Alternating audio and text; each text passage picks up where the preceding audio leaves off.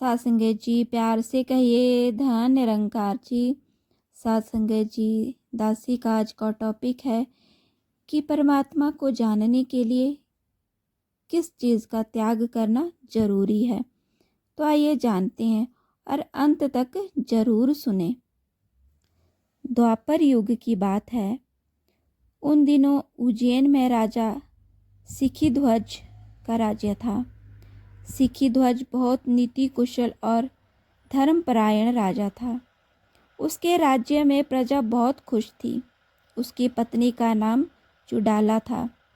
एक दिन राजा सिखीध्वज के मन में विचार उठा, मनुष्य का जन्म केवल विषय भोगों के लिए ही नहीं होता। इस जन्म में उसे जीवन मुक्ति प्राप्त करनी होती है। यदि मैं राजकाज में फंसा रहा तो मुक्त नहीं हो पाऊंगा। इसीलिए मुझे लोभ का त्याग करके तपस्या करनी चाहिए ताकि भगवंत कृपा से मैं मुक्त हो जाऊं। मन में इस विचार के उठते ही सिखीध्वज जंगल में जाने के लिए तैयार हो गया। जब रानी चुडाला को राजा सिखीध्वज के इस विचार के विषय में पता चला तो वह बहुत चिंतित हुई। उसे एक ब्रह्मवेता महात्मा की कृपा से ब्रह्म ज्ञान प्राप्त हो चुका था। उसने राजा को समझाते हुए कहा, महाराज, आपका मुक्ति प्राप्त करने का विचार सराहनीय है। हर मानव का यह कर्तव्य है कि अपने जीवन में परमात्मा की जानकारी प्राप्त करके मुक्ति को प्राप्त हो। लेकिन मुक्ति तो राजकाज करते हुए, अपने कर्तव्य का पालन करते हुए भी मिल सकती है। राजा सिखीध्वज पर रानी की इन बातों का कोई असर नहीं हुआ। उसकी एक ही रट थी कि सर्वस्व त्याग के बिना मुक्ति संभव नहीं। वह यह मानने को तैयार नहीं था कि राजकाज करते हुए भी सर्वस्व त्याग किया जा सकता है। फलस्वरूप राजा राजकाज को रानी पर छोड़कर स्वयं तपस्या करने के लिए जंगल में चला गया। तपस्या करते करते राजा का बदन सूखने लगा। उसने अपने मन को अन्य सभी ओर से समेट कर केवल भगवान चिंतन में ही लगा दिया था।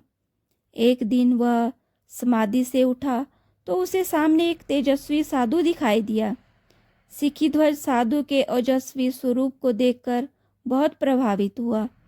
उसने उठकर साधु को प्रणाम किया तो साधु बोला, वत्स, यदि मुक्त होना चाहता है तो सर्वस्व त्याग दे। सर्वस्व त्याग के बिना भगवान कृपा संभव नहीं। साधु की बात सुनकर सिखीध्वज बोला, महाराज, राजपाट तो पहले ही त्याग चुका हूँ। यदि अभी भी मेरा त्याग पूरा नहीं हुआ तो वह लंगोटी और यह कमंडल भी फेंक देता हूँ। यह कहकर सिखीध्वज अपनी लंगोटी और कमंडल भी फेंकने लगा। तभी साधु बोल पड़ा, वत्स, कमंडल तो लकड़ी का है और लंगोटी सूत की है। इनमें से तुम्हारा तो कुछ भी नहीं है। मैंने तो तुम्हें अपना सब कुछ त्यागने के लिए कहा है। साधु की बात सुनकर सिखीध्वज सोच में पड़ गया। फिर बोला, आपका कहना ठीक है। अभी तक मैंने जिन जिन वस्तुओं का त्याग किया है उनमें से मेरी अपनी कहने योग्य तो कोई वस्तु थी ही नहीं। मैं यूं ही अपने आप को त्यागी समझता रहा। अब मैं अपने तन का त्याग करके सर्वस्व त्याग के अपने व्रत को पूरा करूँगा। यह कहकर वह आत्महत्या के लिए तत्पर हो गया। इस बार भी साधु ने उसे टोक दिया। वह बोला, इस तन के स्वामी तुम कैसे हो गए हो? क्या तन तुमने स्वयं बनाया है? साधु की बात सुनकर सिखीध्वज सोच में पड़ गया। फिर बोला, यह तन तो परमात्मा की देन है, मेरा अपना नहीं। साधु मुस्कुराकर बोला, जब यह तन तुम्हारा नहीं है तो इसका त्याग करके तुम सर्वस्व त्यागी कैसे बन सकते हो? सर्वस्व त्याग तो तभी होगा जब तुम उस सब का त्याग करोगे जो तुम्हारा अपना है।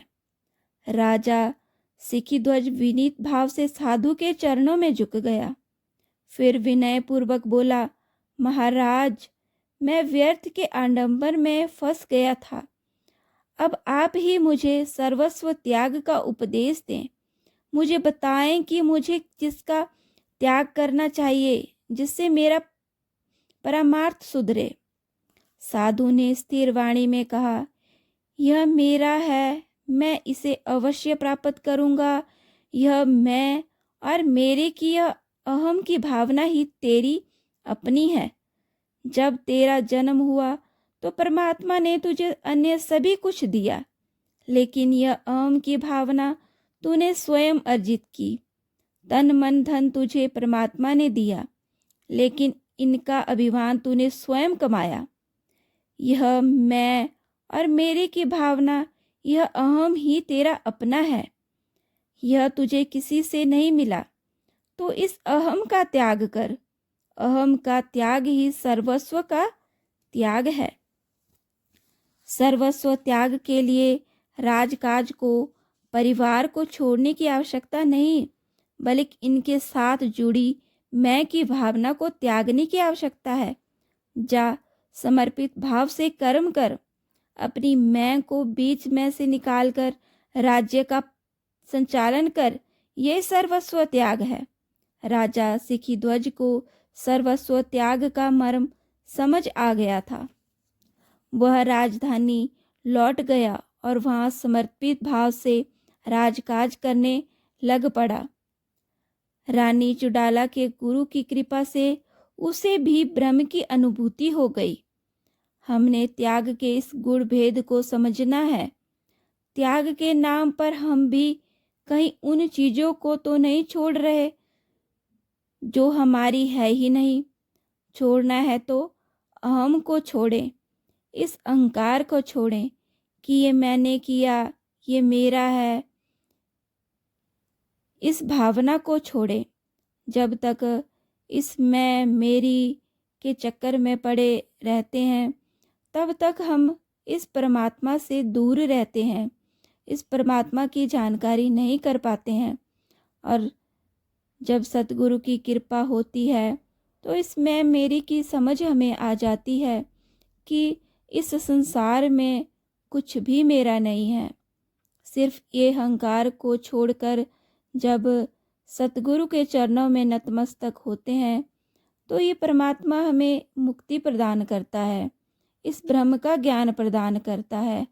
और इस ब्रह्म के ज्ञान को पाकर ही हम अपने आप को जीते जी मुक्त कर सकते हैं। आओ, आज हम सब ने किस तरह से एक राजा की कहानी को सुनते हुए अपने जीवन में प्रेरणा हमने लेनी है कि जिस तरह राजा को भी पता नहीं था कि सर्वस्व त्याग का क्या मतलब है, और वह उन चीज़ों का त्याग कर रहा था जो उसकी थी ही नहीं। तो जब एक ब्रह्मवेता का संग उसे प्राप्त हुआ तो उसे समझ आया कि उसका अपना क्या है जो उसने त्यागना है।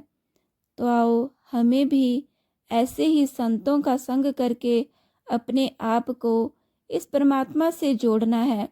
ऐसे लोगों का संग करना है जो हमें परमात्मा से जोड़ते हैं, हमें इस प्रभु के अंग संग होने का एहसास करवाते हैं। ऐसे ही संतों के आगे हमने नतमस्तक होकर अपने आप को, अपने इस अहम भाव को त्याग कर सिर्फ तू का ही जाप करना है। तो आइए साथ संगत जी, दासी सुमिरन के द्वारा सबकी हाजिरी सतगुरु के चरणों में लगवाएगी। तू ही निरंकार, मैं तेरी शरण हाँ, मैनू बख्श लो। तू ही निरंकार, मैं तेरी शरण हाँ, मैनू बख्श लो। तू ही निरंकार, मैं तेरी शरण हाँ, मैनू बख्श लो। बोलिए सतगुरु माता सुदीक्षा सविंदर हरदेव जी महाराज की जय। निरंकारी राजमाता गुरु वचनावतार की जय। प्यार से कहिए धन निरंकार जी। जिसने भी दासी के चैनल को सब्सक्राइब नहीं किया है, कृपया सब्सक्राइब कर लें और कमेंट में धन निरंकार जी भी लिख लें। प्यार से कहिए धन्यंकार जी।